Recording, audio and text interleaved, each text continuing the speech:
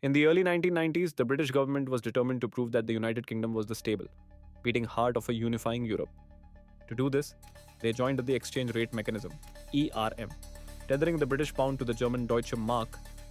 It was a move designed to project strength, curb inflation, and signal to the world that the sterling was as unshakable as the Berlin Wall.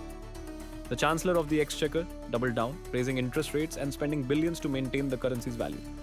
On the surface, it was a bold defense of national pride and economic stability.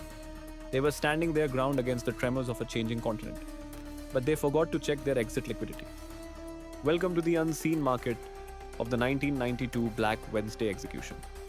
While the British Treasury was burning through its foreign reserves to keep the pound afloat, a brutal mathematical secret was being calculated in a private office in New York.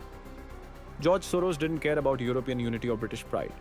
He saw a fundamental misalignment between the pound's forced value and the reality of the UK's struggling economy. He realized that the British government was trapped in a sovereign corner.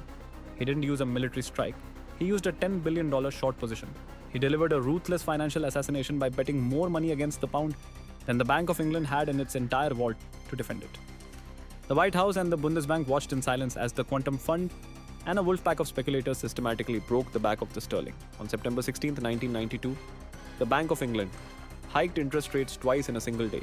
First to 12%, then to 15%, a desperate, scorched earth attempt to stop the bleeding. But the threat was mathematically absolute. The market knew the UK couldn't sustain those rates without destroying its own housing market. By the evening, Britain was forced to withdraw from the ERM in total disgrace.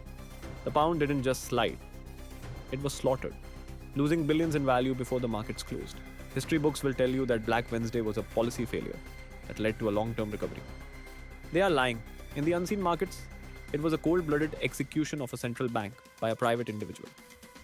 The British Empire's financial ego was liquidated in a matter of hours, proving that a single man with a calculator and enough leverage can bankrupt a G7 nation. When an empire tries to peg its pride to a price point the market doesn't believe in, it isn't a transition. It's a suicide. Stop watching the televised briefings. Watch the currency outflows. Welcome to the unseen markets.